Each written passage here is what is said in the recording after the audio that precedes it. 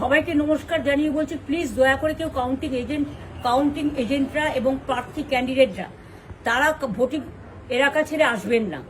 Strong রুমে যেখানে counting হচ্ছে, মানে সেন্টারে, সেখান ছেড়ে কেউ আসবেন না। এটা বিজেপির প্ল্যান। প্রথম 2-3 রাউন্ডে আমি কালকে থেকেই বলছি যে ওদেরগুলো আগে দেখাবে, আমাদেরগুলো পরে দেখাবে। এবং অনেক জায়গায় 2-3 রাউন্ড কাউন্টিং করার পরে প্রায় 100টা জায়গায় কাউন্টিং বন্ধ করে রেখে দিয়েছে।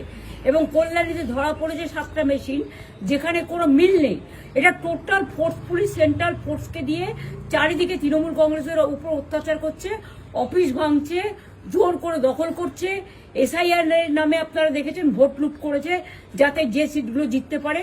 কিন্তু এখনো এমন 70টা সিট আছে, 100টা সিট আছে যেগুলো আমরা এগিয়ে আছি, সেগুলো বলছে না। টোটালটাই মিথ্যে নিউজ খাওয়াচ্ছে। আগে ডিআইসিও এই খবরগুলো দিত, কিন্তু তাকে কালকে চেঞ্জ করে দেওয়া হয়েছে। টোটালটাই ইলেকশন কমিশন নিজের ইচ্ছে মতো খেলছে, এবং সাথে কেন্দ্রীয় বাহিনীকে নিয়ে।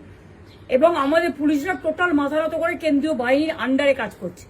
সুতরাং আমি আমাদের কাউন্টিং এজেন্টদের, আমাদের সমস্ত পার্টির কর্মীদের বলবো, অত মন খারাপ করার কারণ নেই।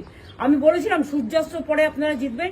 3 রাউন্ড 4 রাউন্ড কাউন্ট হলেও এটা 14 রাউন্ড থেকে 18 রাউন্ড কাউন্ট হয়, তখন আপনারা জিতবেন। Wait and see, watch. আমরা সবাই আপনাদের সাথে আছি, আপনারা কেউ ভয় পাবেন না, নিশ্চিন্তে থাকুন। আবার বাঘের বাচ্চার মতো লড়াই করে যাবো।